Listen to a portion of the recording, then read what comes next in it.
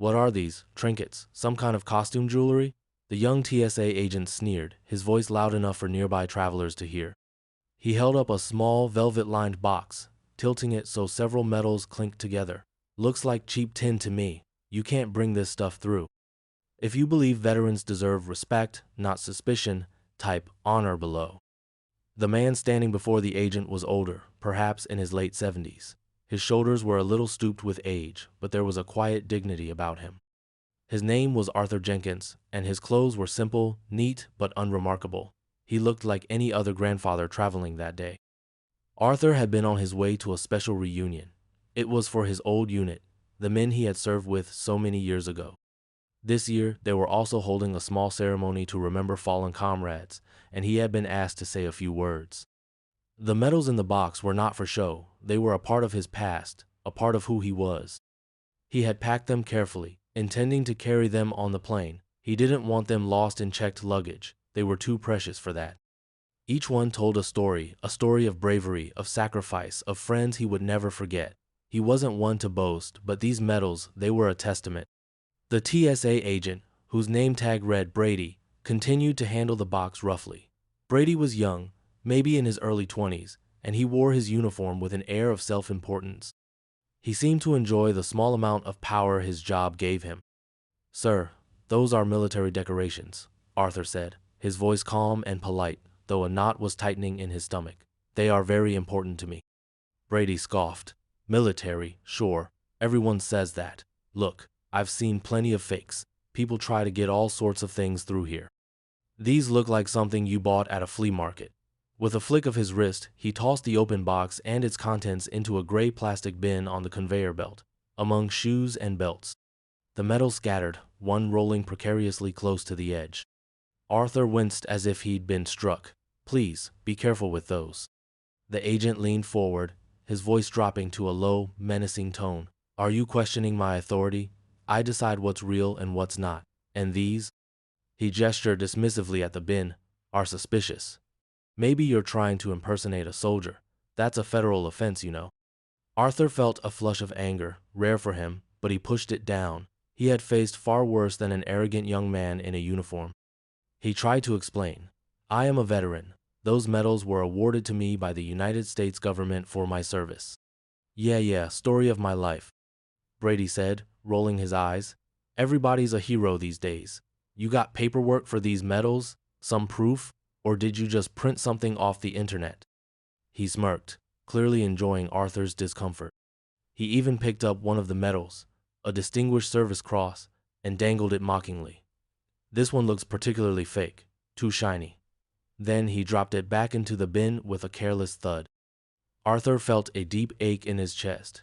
It wasn't just the disrespect to him, but to everything those medals stood for. The years of service, the friends lost, the sacrifices made. To see them treated like trash, it was a profound insult. He felt tired, suddenly very tired of having to prove himself, of being judged by appearances. He thought for a moment. He could argue, he could ask for a supervisor, but Brady seemed like the type who would enjoy escalating the situation. Then, a memory surfaced. A promise made long ago by a friend, a very powerful friend, who had once told him, "Arthur, if you ever find yourself in a real bind, and no one is listening, you call this number. Day or night." He hadn't thought he'd ever need it. Arthur reached into his wallet, his hand trembling slightly, not from fear, but from a mixture of sorrow and a rising sense of resolve. He pulled out a small, worn business card. On it was a single phone number, no name. He had carried it for over a decade. "May I make a phone call?" Arthur asked quietly. Brady waved a hand dismissively. "Whatever. Make it quick, you're holding up the line." He turned to shout at the next person. "Next, empty your pockets." Arthur stepped a few feet away from the immediate chaos of the security line. His heart was heavy. He dialed the number. It rang only once. A calm, professional voice answered. "Yes?" "This is Arthur Jenkins," he said, his voice steady. "I was given this number by General Matthews some years ago. He said to call if I ever had a serious problem." There was a brief pause on the other end. "Mr. Jenkins." "Yes, sir. The general holds you in the highest regard. What is the situation?" Arthur explained simply what had happened. He didn't raise his voice. He didn't embellish. He just stated the facts. The airport, the TSA agent, the disrespect shown to his medals, medals that included the Distinguished Service Cross and the Silver Star. The voice on the other end listened without interruption. When Arthur finished, the man said, "Mr. Jenkins, please stay exactly where you are. Help is on the way. It will not be long." "Thank you," Arthur said, and ended the call. He stood by the side, watching Agent Brady continue to process passengers with the same rude and overbearing attitude. Other travelers glanced at Arthur, some with sympathy, others with impatience. He waited. He wasn't sure what to expect. Maybe a supervisor would come, a more reasonable one. If you've ever witnessed someone being treated unfairly, type "I saw it" in the comments. We need to stand up for each other. Less than 5 minutes passed. It felt like an eternity. Arthur just kept his eyes on the bin where his medals lay. Then, things began to change. Rapidly. First, a stern-looking woman in a sharp suit, clearly an airport supervisor, hurried towards the checkpoint. She was speaking urgently into a radio. She spotted Arthur and then Agent Brady. Her eyes narrowed. Before she could even reach them, 2 uniformed military officers, a colonel and a major, strode purposefully through the airport. They moved with an air of authority that made people instinctively step aside. They headed straight for Arthur.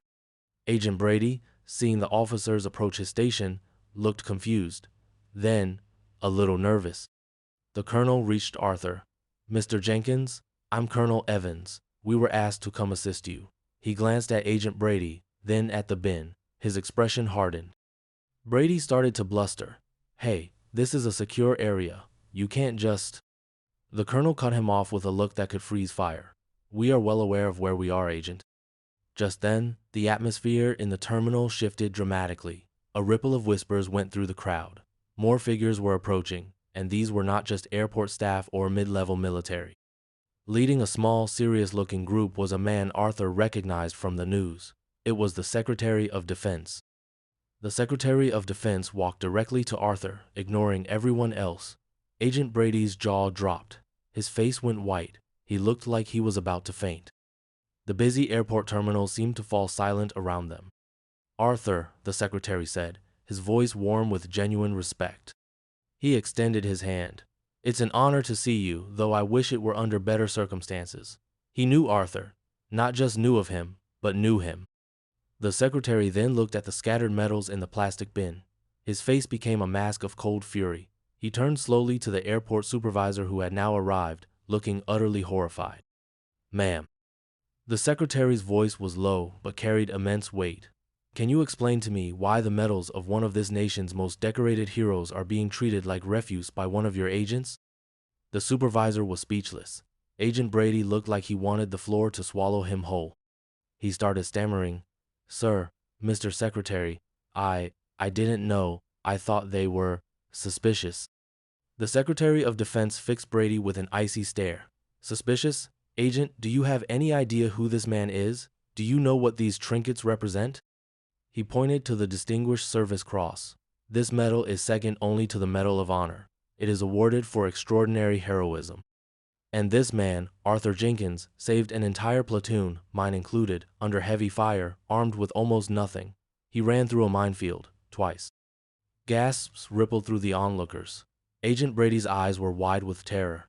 He finally understood. He had not just insulted an old man, he had disrespected a legend. The secretary continued, his voice resonating with controlled anger. "This man has more courage, more honor, and has done more for this country than you can possibly imagine in your lifetime. And you toss his medals, symbols of that sacrifice, into a bin? What would you do if you were Agent Brady in that moment?" The highest-ranking airport official, who had been summoned and arrived breathless, rushed forward. "Mr. Secretary, Mr. Jenkins, on behalf of this entire airport, I offer our most profound and sincere apologies. This is inexcusable, absolutely inexcusable." He turned to Agent Brady. "Agent, you are suspended, effective immediately. Hand over your badge." Brady fumbled with his badge, his hands shaking so badly he could barely unclip it.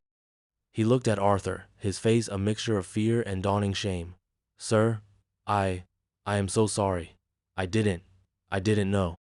Arthur simply nodded, his expression sad rather than triumphant. He had not wanted this kind of scene. He had only wanted respect for what the medals meant.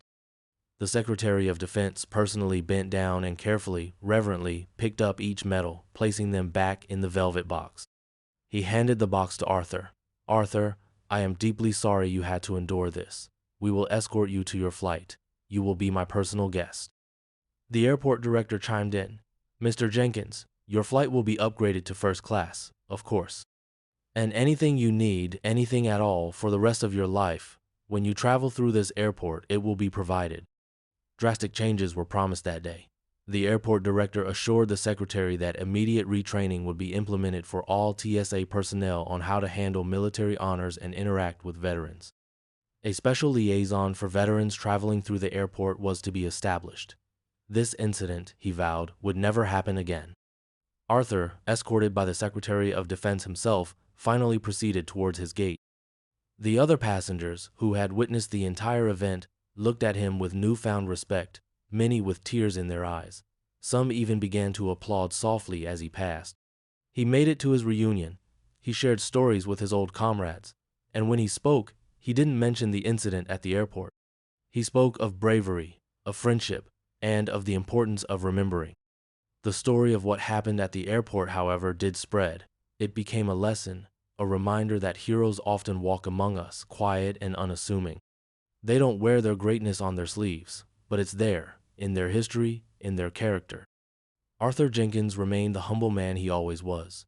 He was glad that a wrong had been righted, not for his own sake, but for the sake of the honor those medals represented. He hoped that young Agent Brady, and others like him, would learn to see beyond the surface, to treat everyone with dignity. The true measure of a person is not in how they look or what they seem to possess, but in the content of their character and the sum of their actions. Respect is earned through sacrifice and service, and it should be freely given to those who have protected us. If you believe that our heroes, past and present, deserve our utmost respect and gratitude, please subscribe to this channel for more stories that honor them, and never forget the quiet heroes who walk among us.